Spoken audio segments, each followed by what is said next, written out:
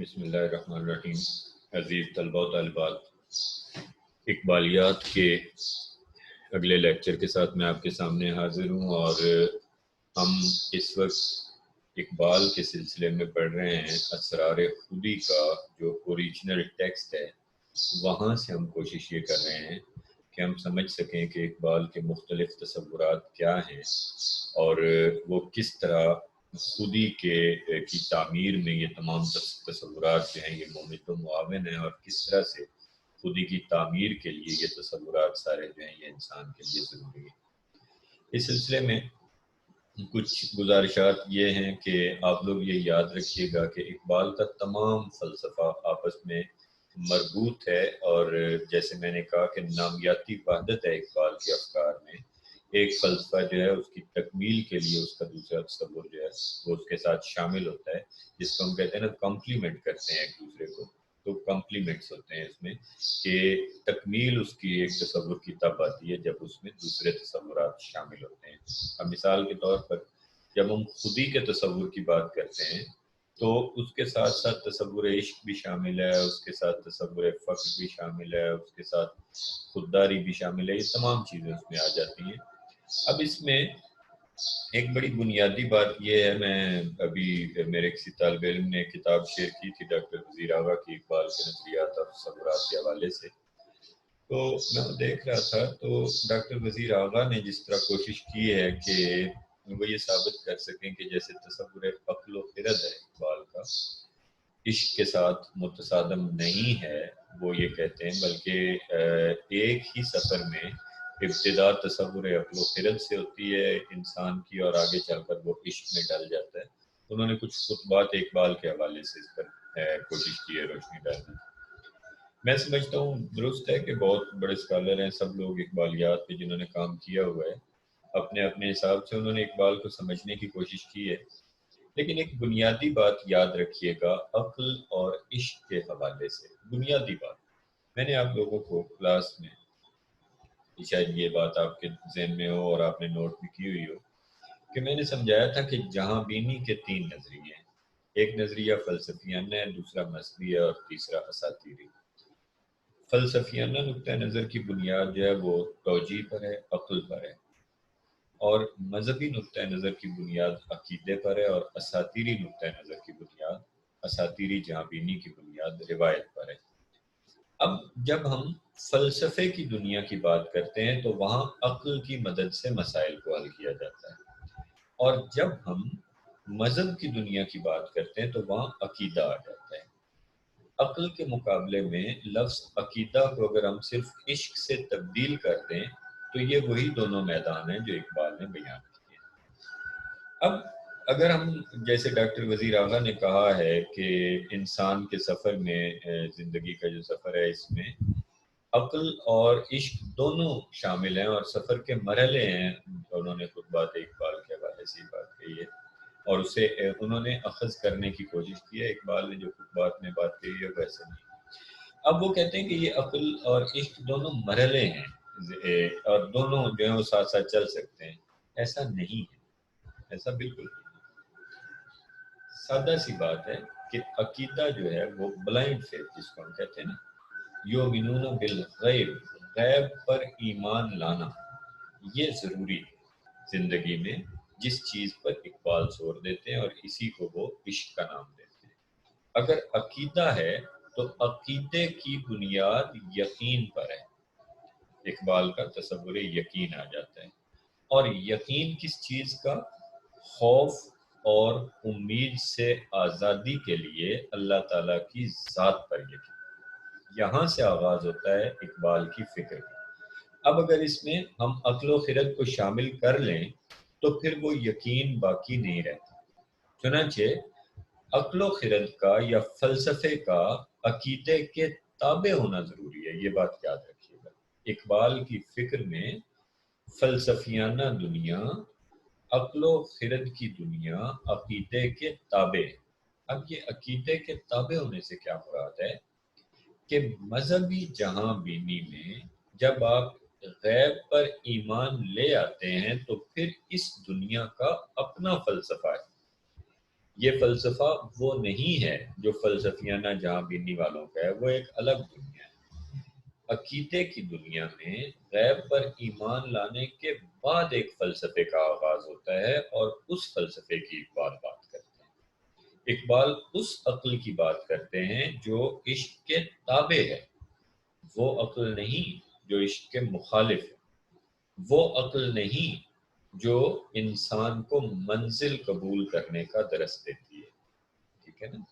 کیونکہ راہنورد شوق کے لیے منزل قاتل ہے، منزل موت ہے، ٹھہرنا پچھلے آنے والے قافلوں کے نیچے کچلے جانے کے مترادف ہے۔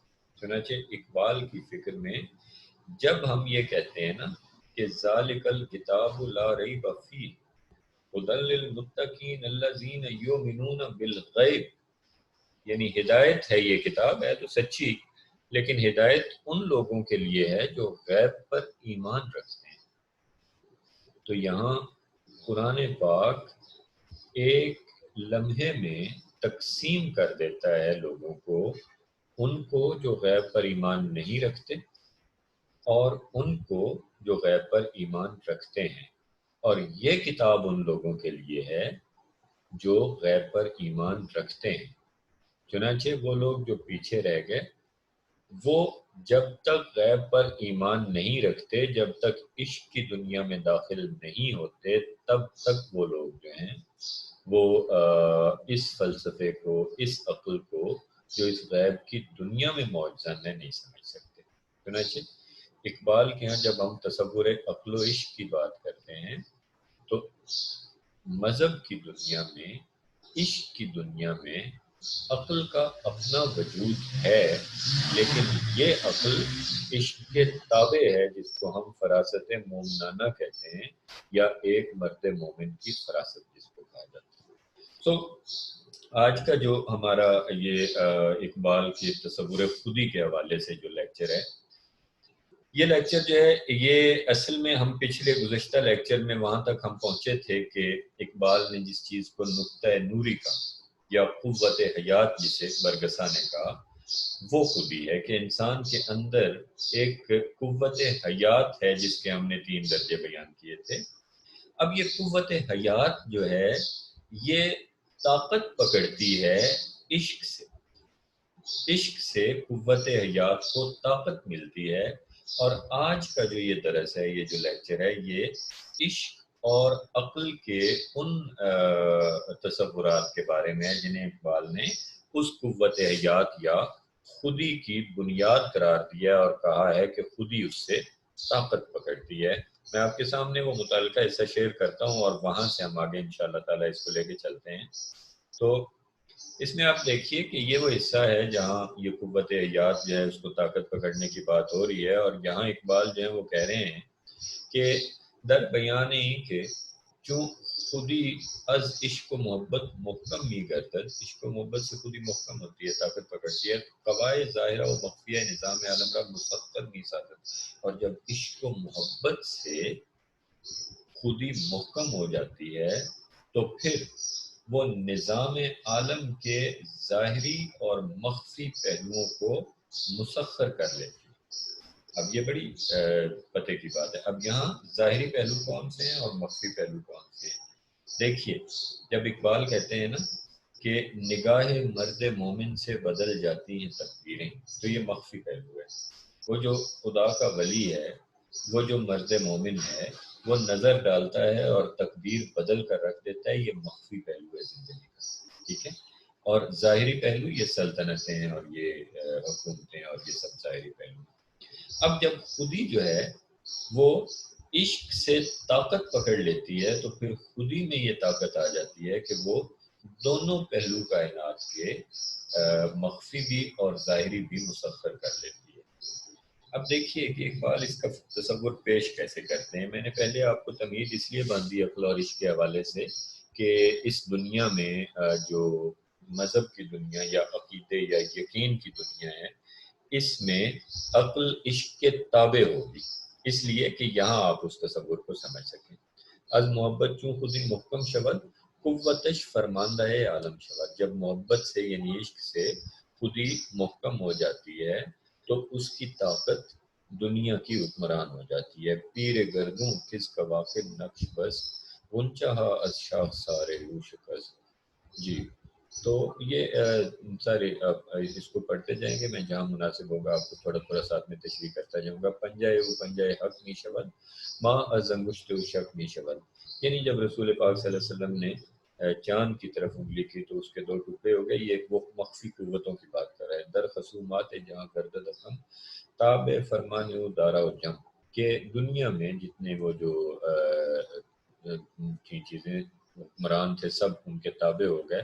بات تمہیں گوئم حدیث بو علی، میں تمہیں بو علی کی حدیث سناتا ہوں، ایک حکایت سناتا ہوں. یعنی یہ بو علی قلندر جو تھے ان کی ایک حکایت پیش کر رہے ہیں. اقبال کا انداز بھی جو ہے نا وہ بالکل مولانا روم جیسا ہے، کہ جس طرح مولانا روم اپنی بات سمجھانے کے لیے قدم قدم پر چھوٹی چھوٹی حکایات سے کام لیتے ہیں اور پھر ان کو ان کی تشریح کرتے ہیں، اور ان میں سے ہمیں جس طرح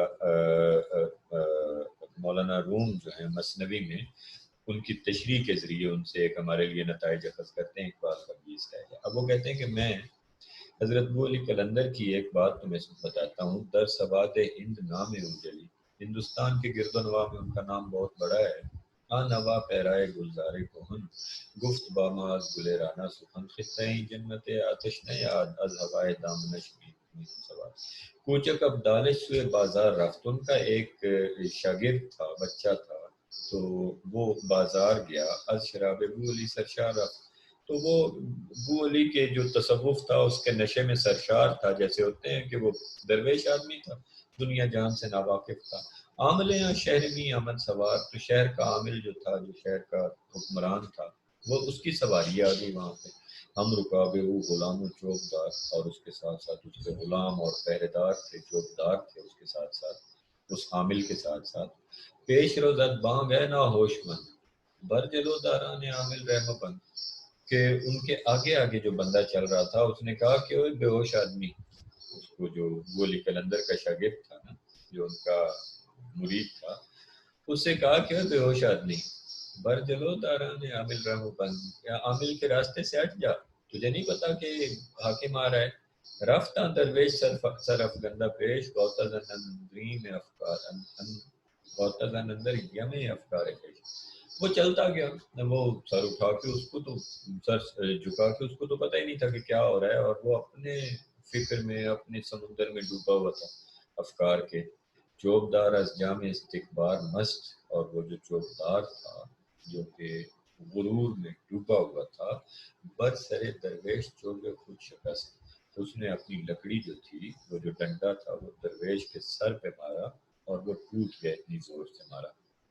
اب از رہے عامل فقیر آزردہ رفت، اس عامل کے راستے سے، حاکم کے راستے سے وہ فقیر جو ہے وہ روتا ہوا چل پڑا بیچارہ، اس کو اس نے ڈنڈا سر پہ مار دیا. دل گران و ناخوش و افسردہ رفت، بڑا دلگیر ہوا، بڑا ناخوش ہوا اور بڑی افسردگی کے عالم میں چلتا جا رہا تھا. در حضور ابو علی فریاد کر، وہ حضرت ابو علی قلندر کے سامنے پہنچا اور اس نے فریاد کی ان کے سامنے. اشک از زندان چشم آزاد کر آنسو بہانے لگ گیا. صورت برقے کے برق و ساتھ، جس طرح پہاڑ پر بجلی گرتی، جب اس نے بتایا کہ مجھے اس طرح مارا گیا ہے، تو جیسے پہاڑ پہ بجلی گرتی ہے نا. شیخ سیل آتش گفتار، اس کی گفتگو سے شیخ ابو علی قلندر تو طوفان بن گئے غصے سے. از رگے جہاں آتش دیگر کشور، جلال آ گیا.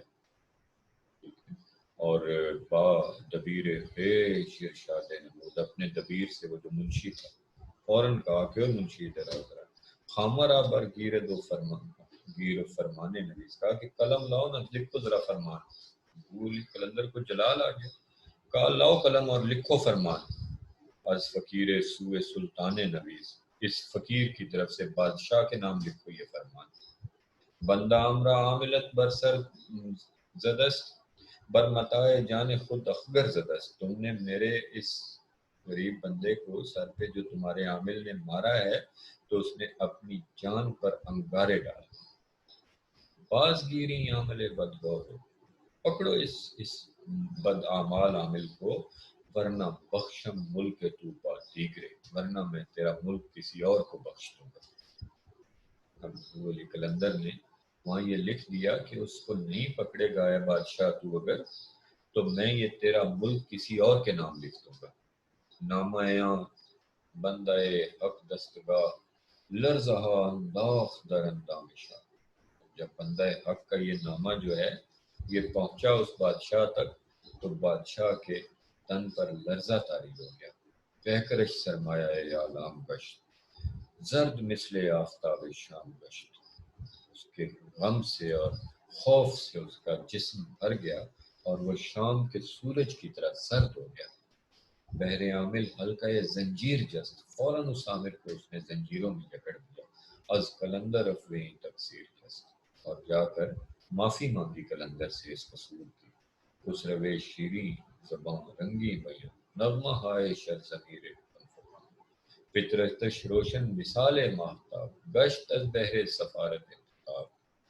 کہ اے شیریں زبان والو، تمہارے نغمے جو ہیں ان کو دیکھو ذرا۔ چنگرا پیش قلندر چون نواخت، اس کو لے کر گئے اور چنگرا پیش قلندر چون نواخت، از نوائے شیشہ جان شوکت کو پختہ چون کو سار بود، قیمت یک نغمہ گفتار بود۔ کہ قلندر کے ایک نغمے کی مار تھی اس کی ساری شان و شوکت۔ نیشتر بر قلب درویشہ مزن، خیش را در آتش سوزاں مزن۔ درویشوں کے قلب پر کبھی نیشتر نہ مارو، انہیں دکھ نہ دو، اور اپنے آپ کو آگ میں مت جلا بیٹھو۔ اب یہ ابو علی قلندر کی ایک حکایت اقبال نے بیان کی ہے، جو سادہ لفظوں میں کہ ان کے کسی مرید کو جب عامل نے سر بازار مارا پیٹا اور پر تشدد کیا اور وہ واپس آیا، تو ابو علی قلندر نے کہا کہ لاؤ قلم دوات لاؤ، اور لکھا کہ اے بادشاہ اگر تو اس کو عامل کو نہیں پکڑے گا تو میں یہ تیری سلطنت کسی اور کے نام لکھ دوں گا۔ اور بادشاہ کانپنا شروع ہو گیا خوف سے، اور جا کر اس کو فوری طور پر دل جائے وہ جس نے دل آزاری کی تھی شیخ ابو علی قلندر کی، اس کو سزا دی اور معافی مانگی اس بات کی۔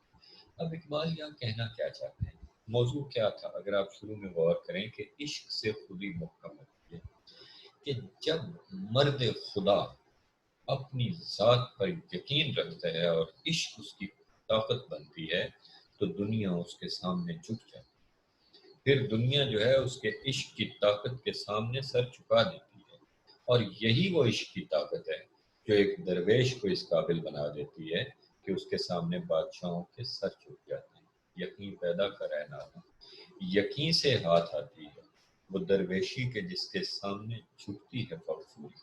یہ وہ یقین کی قوت ہے، یہ وہ عشق کی قوت ہے جو انسان کو اس قابل بناتی ہے کہ بادشاہ ابو علی قلندر کے سامنے جا چکتا ہے۔ اب اقبال کہتے ہیں کہ خودی عشق سے طاقت پکڑتی ہے۔ اب سوچئے کہ یہ جو عشق کی دنیا ہے، جس میں عشق کی ایک جست سارے قصے تمام کر دیتی ہے، اس میں عقل کے اپنے روپ ہیں، اس میں عقل موجود ہے، لیکن وہ عقل اس عشق کے تابع ہے۔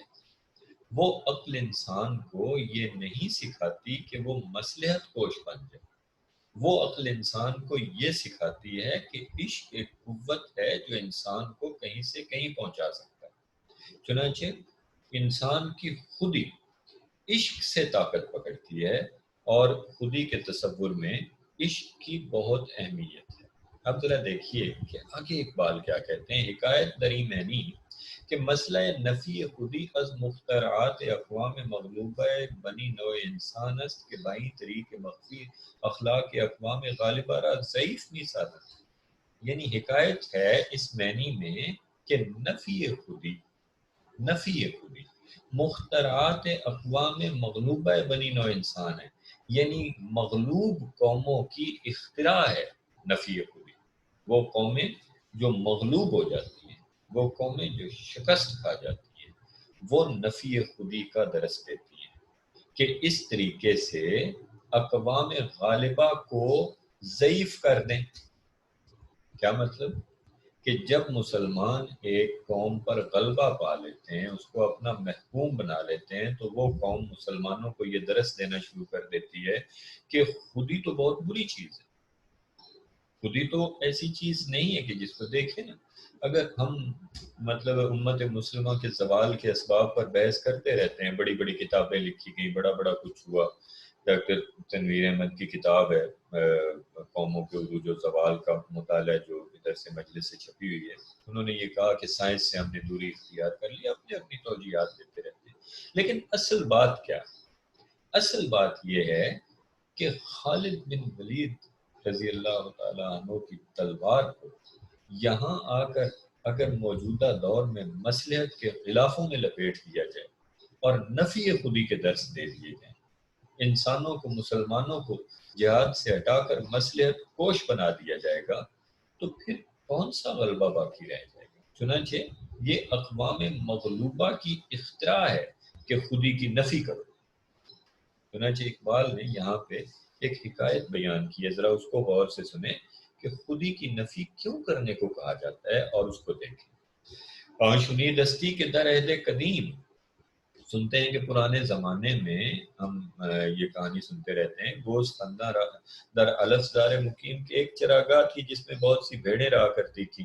از وفور کاہ نسل افزا بدن، خواص بہت زیادہ تھی اور ان کی نسل جو ہے وہ بہت بڑھ رہی تھی. فارغ از اندیشہ آدھا بدن، اور وہ رہتے تھے بالکل کوئی ان کو دشمنوں کا خطرہ ہی نہیں تھا. آخر از ناسازی تقدیر میش، بھیڑوں کی قسمت کی بدقسمتی تھی. بھیڑوں کی بدقسمتی یہ ہوئی کہ آخر کار یہ ہوا کہ گشت از تیر بلائے سینہ رہی، کہ تیر بلا آ گیا، ان کے سینے میں لگ گیا. شیر ہا از بے سر بیرون زدن، جنگل سے شیر آ گئے وہاں پہ. بر الف زار بزاں شب خودن، اور ان بھیڑوں کے اس چراگاہ پر انہوں نے شب خون مار دیا. جذب و استیلا شعار قوت است، فتح راز آشکار قوت است. کہ قوت جو ہوتی ہے نا، جو طاقت ہوتی ہے، اس کی بنیادی خصلت یہ ہے کہ وہ فتح کر لیتی ہے. شیر نر قوس شہنشاہی نواخت، جو شیر تھا اس نے شہنشاہی کا قوس بجا دیا. نے کہا کہ جناب اس نے وہ تنبورہ بجا دیا کہ شہنشاہ ہوں. میشرا از حریت محروم ساخت، اور بھیڑوں کو ان کی آزادی سے محروم کر دیا. بس کہ از شیر نئے آیت جز شکار، سرخ شد از خون میشن مروزار، کہ شیر شکار کرنا شروع ہو گیا اور وہ مروزار جو تھا وہ بھیڑوں کے خون سے سرخ ہو گیا. گوز فندے زیر کے فہمیدائی، ایک بھیڑ جو تھی نا ان میں سے وہ بڑی عقل مند تھی. کونا سالے گرگ باراں دیدائی، اور وہ نا بڑی تجربہ کار تھی. گرگ باراں دیدہ ہوتا ہے نا تجربہ کار بھیڑیا. یہ جو ہے نا گرگ باراں دیدہ، وہ بھیڑیا جس نے بارش دیکھی ہوئی. ٹھیک ہے، اس کی وہ ایک اس کے پیچھے حکایت بھی ہے نا کہ وہ بھیڑیے جو ہیں وہ دائرے میں بیٹھ جاتے ہیں کچھ ان کے جب موسم آتے ہیں کچھ سالی کے، اور جس کی آنکھ چپکتی ہے اس کو مل کر کھا جاتے ہیں. تو ان میں سے جو باقی بچتا ہے اس کو ہم کہتے ہیں گرگ باراں دیدہ. یہ بڑا تجربہ کار. تو وہ بھیڑ ایسی تھی. تنگ دل از روزگار قوم خیش، اپنی جو قوم تھی اس کے اس قسمت سے، ان کی اس دنوں سے، ان حالات سے تنگ آ گئی. از ستم ہائے، از ستم ہا از برائے، از ستم ہائے برانے سینہ ریش. تو یہ تھوڑا سا اس میں مجھے مشکل پیش آ رہی ہے کہ اس نے اپنے سینے میں اس کا دکھ محسوس کیا. شکوہ از گردش تقدیر کر، کار خود را محکم از تدبیر کر. اس نے قسمت کا شکوہ تو جو کرنا تھا کیا، لیکن اس نے تھوڑی سی تدبیر بھی کی اپنے حالات بہتر کرنے کے لیے. پہرے سے خیش مرد ناتواں ہیلا جو ہے اس نے اپنی عقل سے اپنی حفاظت کے لیے اس کمزور بھیڑ نے کچھ بہانے تلاش کیے. در غلامی از پہ دفع ضرر قوت تدبیر گردد تیز کر. ٹھیک ہے، غلامی میں اپنی غلامی دور کرنے کے لیے جو لوگ ہیں وہ تدبیریں بہت تیز کر دیتے ہیں. پختہ چون گردد جنون انتقام، اتنا اندیشی کو نہ دخل غلام. جب غلام جو ہے نا اس کا انتقام پختہ ہو جاتا ہے، اس کا جنون ہوتا ہے نا اس کے اندر انتقام لینے کا غلام میں، تو وہ فتنہ بہت کرتا ہے. فتنہ اندیشی جو ہے وہ شروع کر دیتا ہے غلام. عقل اس کی جو ہے گفت با خود عقدہ ماں مشکل است، اس نے اپنے آپ سے کہا بھیڑ نے کہ میری مشکل جو ہے نا، میری یہ الجھن بڑی مشکل ہے. تو الزم غم ہائے ماں بے ساحل است، میرے غم کے ساحل جو ہیں دریا جو ہیں، سمندر جو ہیں، ان کا کوئی ساحل نہیں ہے. میش نتوانت بزور از شیر رست، سیم سعد ماؤ پولاد دست، کہ بھیڑیں جو ہیں وہ شیر کی طاقت کے آگے تو نہیں لڑ سکتی نا. ہماری تو جو کلائیاں ہیں وہ چاندی کی بنی ہوئی ہیں اور وہ فولاد کے بنے ہوئے ہیں. نیست ممکن کس کمال بازوپن ہوئے گرگی یا افرینت گوسا، یہ تو ممکن نہیں ہے کہ ہم ان کو نصیحتیں کریں اور ان میں سے یہ جو خون آشامی کی صفت ہے یہ نکل جائے. تو شیر یا بھیڑوں میں جو ہے وہ پیدا ہو جائے ان والی صفت، یہ ممکن نہیں ہے. شیر نر را میش کردن ممکن ہے، البتہ شیروں کو بھیڑ بنانا ممکن ہے. یعنی بھیڑوں کو شیر بنانا تو ممکن نہیں بازو پن سے، البتہ شیروں کو بھیڑ بنایا جا سکتا ہے. غافلش از دیش کردن ممکن ہے، ان کو اپنے آپ سے غافل کیا جا سکتا ہے. صاحب آواز الہام گشت وائز شیران خون آشام گشت، اس نے جناب آواز لگانی اور جو خون آشام شیر تھے ان کو واز کرنا شروع کر دیا. نعرہ زد قوم کذاب شر بے خبر از یوم حق سے مستمر، اے قوم، اے جو قوم ہو تم، قرآن پاک کے الفاظ میں اے بھٹکی ہوئی قوم، تم جو اپنے یوم، اپنے آخرت کے دن سے بے خبر ہو. مایا دار از قوت روحانیم بحر شیراں مرسل یزدانیم، میں روحانی طاقت سے شیروں کے لیے بھیجا گیا ہوں. دیدہ بے نور را نور آمدم صاحب دستور معمور آمدم، میں تمہارے بے نور آنکھوں کے لیے روشنی لے کر آیا. مطلب اس نے بھیڑ نے کہا کہ میں تمہارے لیے بہت عمدہ سبق لے کر آیا ہوں اور ایک قانون لے کر آیا ہوں. توبہ زمال نا محمود کن، اے زیاں اندیش فکر سود کن، اے لوگو جو تم برے اعمال کرتے ہو ان سے توبہ کرو کہ تم فائدے کے چکر میں پڑے رہتے ہو. ہر کے باشد تند و زور آور شکیست، زندگی مستحکم از نفی خبیست، ہر وہ انسان کہ جو تند اور زوراور ہو جاتا ہے وہ ظالم بن جاتا ہے. زندگی خودی کی نفی سے مستحکم ہوتی ہے. یہ اس بھیڑ نے شیروں کو درس دینا شروع کر دیا. روح نیکاں آز الف یابد غذا تارک اللحمست مقبول خدا. ٹھیک ہے، تو تم یہ گوشت جو چھوڑ دیتا ہے نا وہی اللہ تعالیٰ کا پسندیدہ ہے.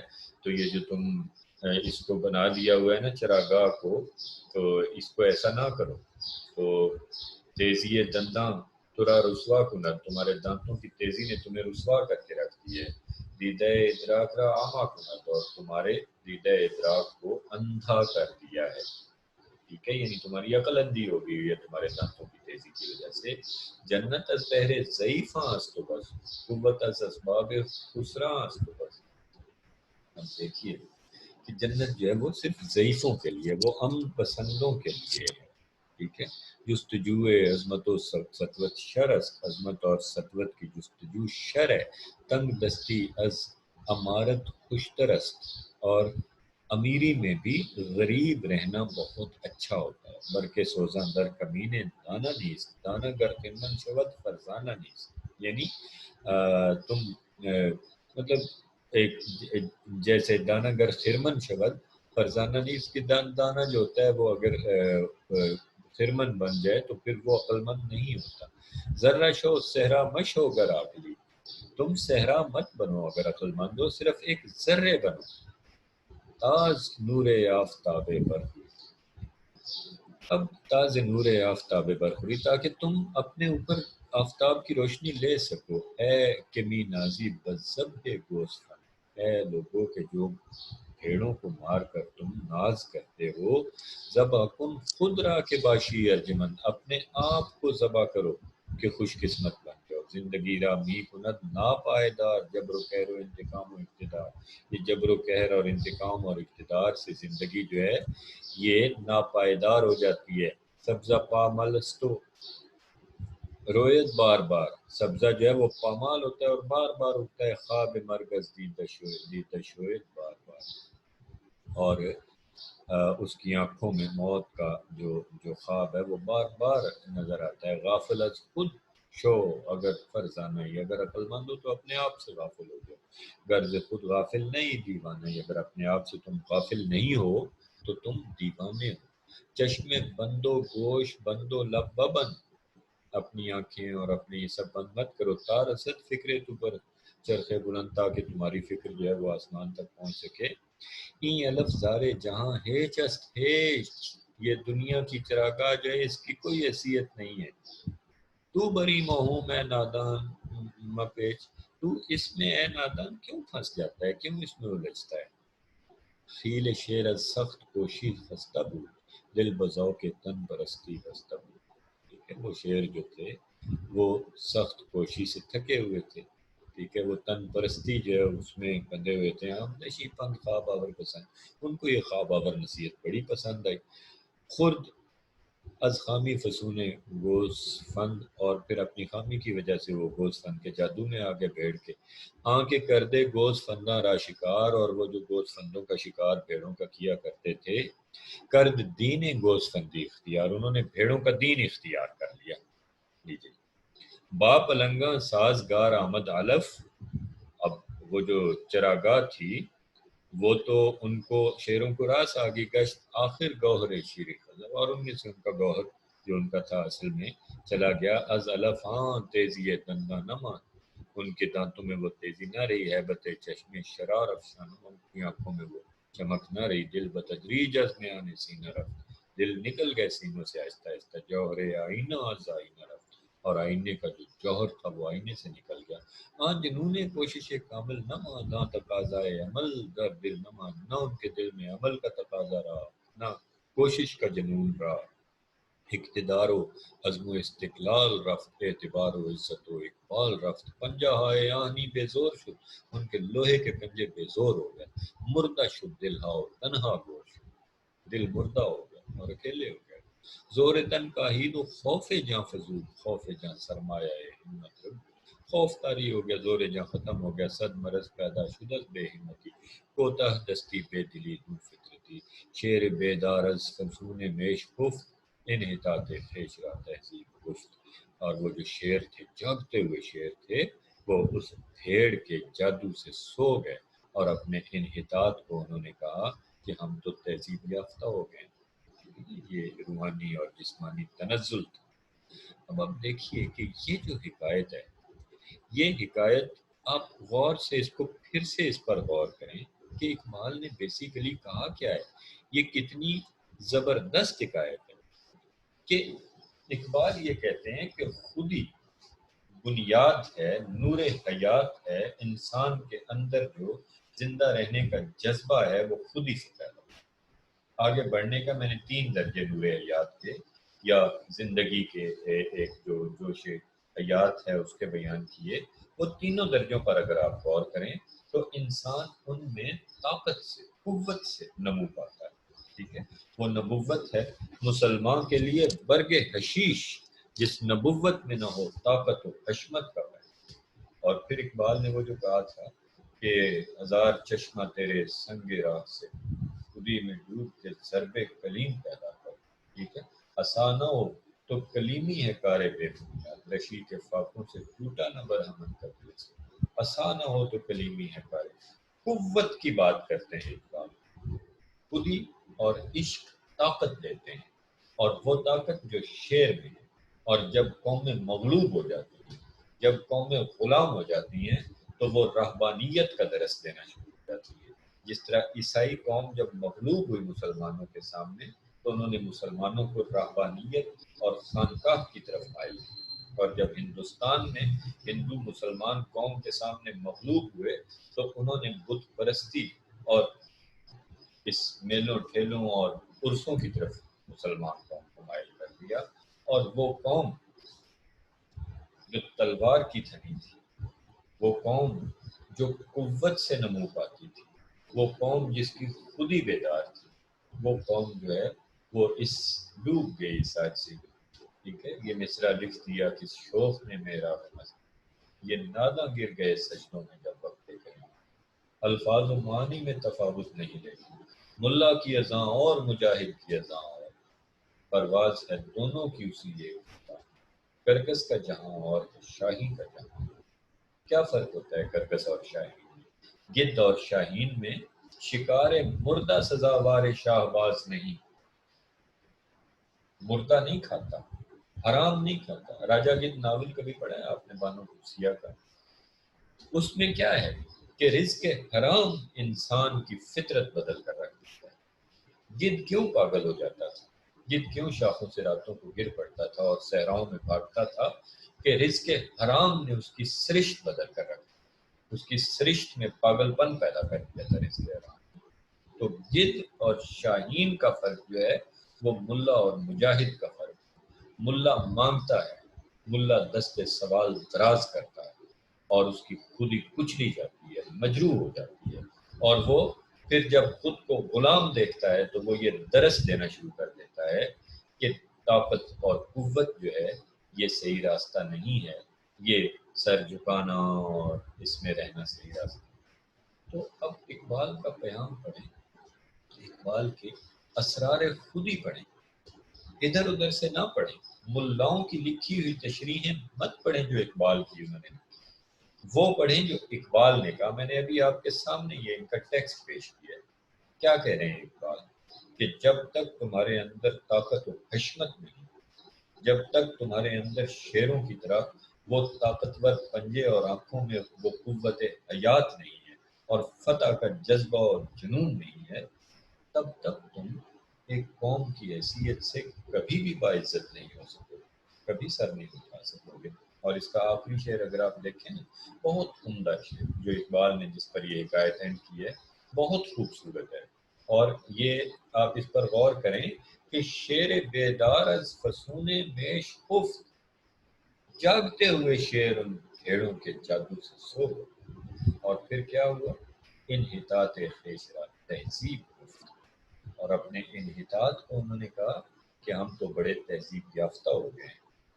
تہذیب کا مفہوم اگر یہ ہے کہ آپ غلامی میں اتر جائیں دوسروں کی، تہذیب کا مفہوم اگر یہ ہے کہ آپ اپنی قوت حیات سے محروم ہو جائیں، تہذیب کا مفہوم اگر یہ ہے کہ آپ اپنے عشق اور جذبہ جنون سے محروم ہو جائیں، تو پھر یہ تہذیب جو ہے یہ اقبال کو گوارا نہیں ہے۔ چنانچہ اقبال کا پیغام اگر آپ سمجھنا چاہتے ہیں تو اقبال کے کلام سے سمجھیں۔ تو جناب، خودی کے اس تصور میں اقبال تھوڑا سا آگے بڑھتے ہیں اور وہ کہتے ہیں درمیان یہی کہ افلاطون یونانی کے تصوف و ادبیات اقوام اسلامیہ از افکار او اثر عظیم پذیر رفتہ بر مسلمان بر مسلک گوسفندی رفتہ است و از تخیلات او احتراز واجب است۔ افلاطون کی بات کرتے ہیں کہ افلاطون کے نظریات نے افکار اسلامیہ پر بہت اثر کیا اور افکار اسلامیہ کو مسلک گوسفندی کی طرف لے گئے، ٹھیک ہے، اور اس کے خیالات سے احتراز کرنا واجب ہے۔ اب اس کو اقبال کی بات کو سمجھنے سے پہلے آپ ذرا یہ سمجھ لیں کہ افلاطون کے کن نظریات کی بات کر رہے ہیں۔ افلاطون نے نظریہ اعیان و ضلال پیش کیا تھا۔ نظریہ اعیان و ضلال، وہ کہتا تھا اعیان یہ ہے کہ افلاطون یہ کہتا تھا کہ ایک عالم مثال ہے اور یہ دنیا اس عالم مثال کی نقل ہے، یعنی یہ دنیا حقیقت نہیں ہے بلکہ عالم مثال حقیقت ہے۔ اب ذرا غور کیجئے گا، اقبال کتنی عمدہ بات کہہ رہے ہیں، لیکن اقبال کے کلام سے اس کو نکالیں تو ادھر ادھر کے یہ جو ملا جو پروفیسر بن گئے ہیں ان کی باتیں مت سنیں۔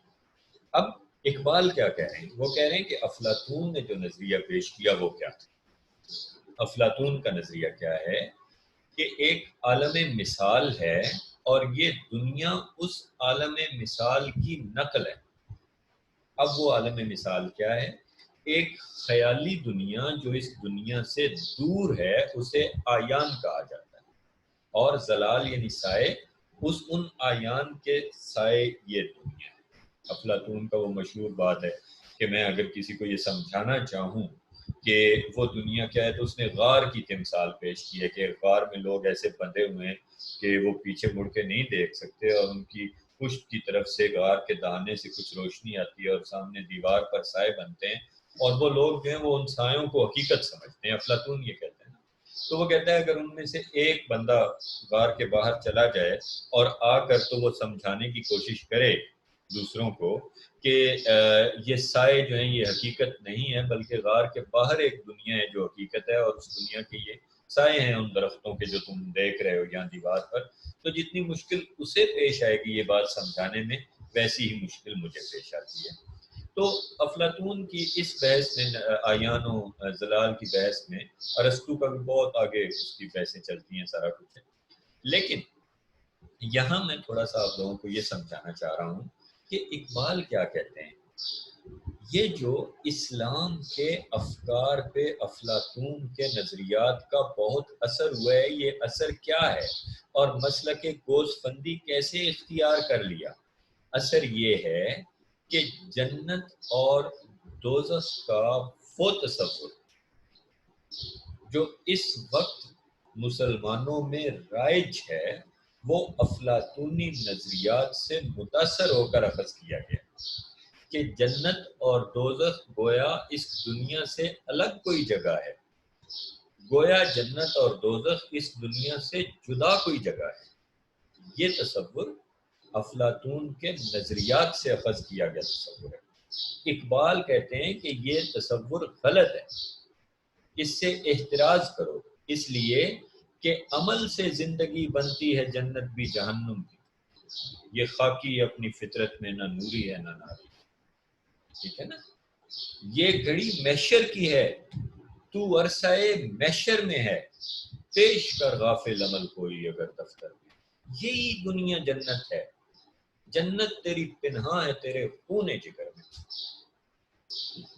اب آپ غور کیجئے کہ اقبال کیا کہہ رہے ہیں یہاں پہ، کہ وہ جو افلاطون کے نظریات سے متاثر ہو کر مسلمان قوم یہ سمجھنا شروع ہو گئی کہ یہ دنیا تو زلال ہے، یہ دنیا تو ایک سایہ ہے، یہ دنیا تو عارضی ہے، اس دنیا کی تو کوئی حقیقت نہیں، ان نظریات سے احتراز واجب ہے۔ اب دیکھیے اقبال کہتے کیا ہیں، راہب دیرینہ افلاطون حکیم از گروہ گوز فندان قدیم۔ کیا بات کہ پرانے زمانے کا راہب ایک حکیم افلاطون ہوا کرتا تھا، وہ پرانی بھیڑوں کے، وہ جو اوپر بھیڑ کا ذکر کیا ہے نا، پرانی بھیڑوں کے گروہ سے ایک تھا وہ، رخشہ در ظلمت معقول گم، اس نے اپنا گھوڑا عقل کے اندھیروں میں گم کر دیا، در کوہستان وجود افکندس، آنچنا افسون نا محسوس کو، اعتبار از دست و چشم گوشت کو، گفت سر زندگی در مردن است، اس نے کہا کہ زندگی کا راز تو موت میں ہے، شمع را صد جلوہ از افسردن است، شمع جب بجھ جاتی ہے تو سینکڑوں جلوے دکھاتی ہے، بر تخیل ہائے ما فرما رواس، جام او خواب آور کی رباس، اور اس کا جو جام تھا اس نے ہمیں سلا دیا، ہمارے تخیل پر وہ چڑھ دوڑا، اور گوز فندے در لباس آدم است، حکم اوپر جان صوفی محکم است،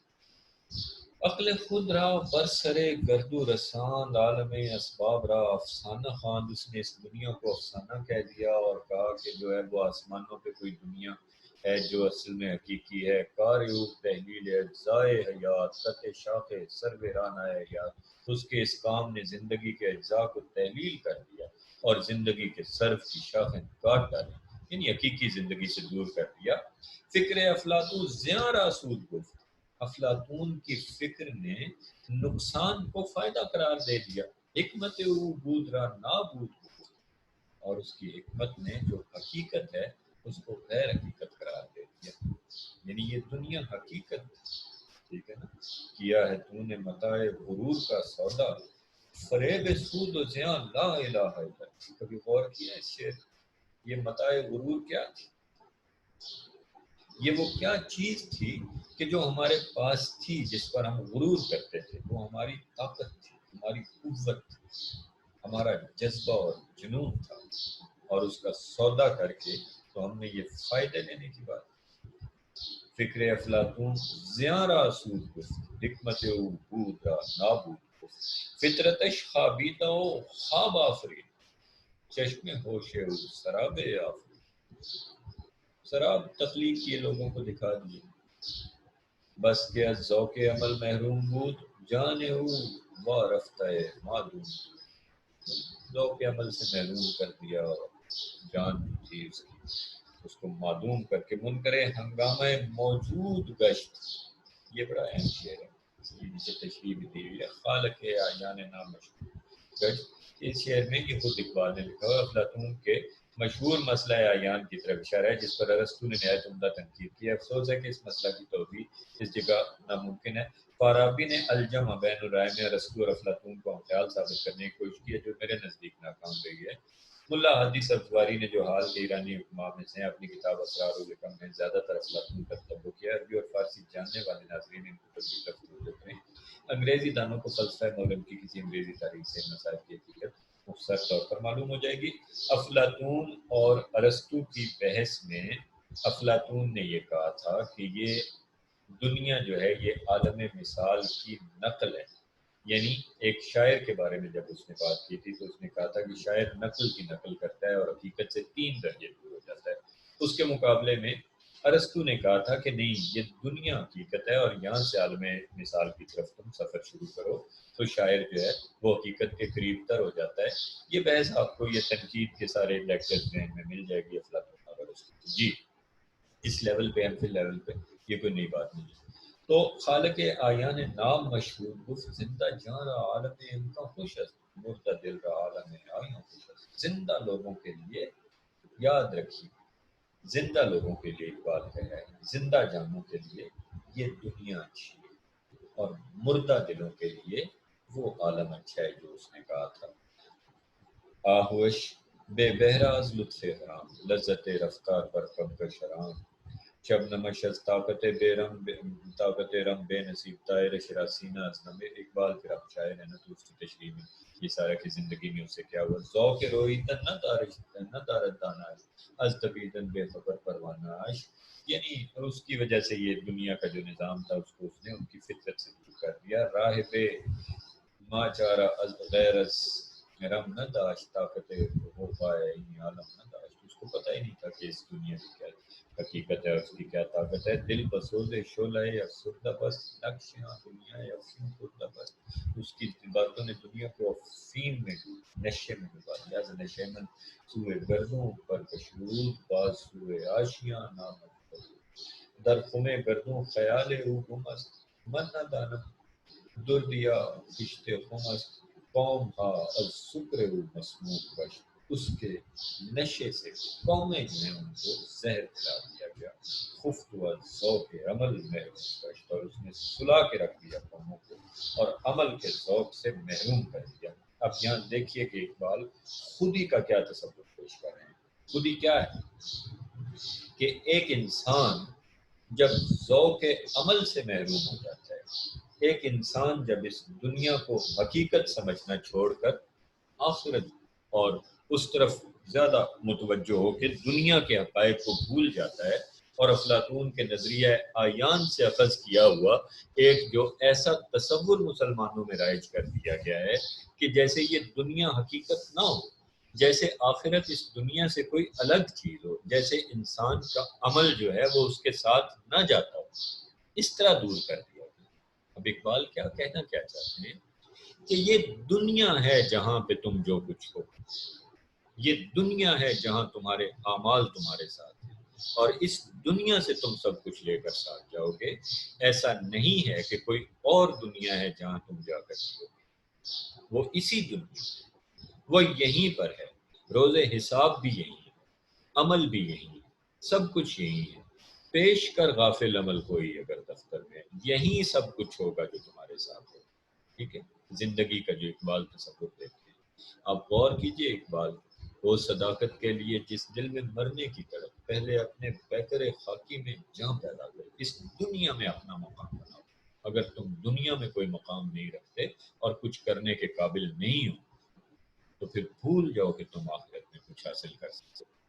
غزال با غزال درد دل گفت، ایک ہرن نے دوسرے ہرن سے اپنے دل کا درد کہا. کیا درد کہا؟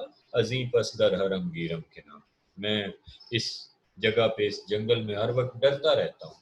بس صحرا سید بندہ در کمی ہے، صحرا کی طرف نکلتا ہوں تو ادھر تو شکاری بیٹھے ہوئے. بقام آہوں صبح نہ شام، ہرنوں کو تو نہ صبح سکون ہے نہ شام کو سکون ہے. اماز فتنہ سیاد خواہم، دل زندے شاہ آزاد خواہم. میں کاش کہ اس شکاریوں کے فتنے سے نجات حاصل کر سکتا اور اپنے دل کو خوف سے آزاد کر سکتا. رفیقش گفت اے یار خرد مند، اقبال کی نظم ہے.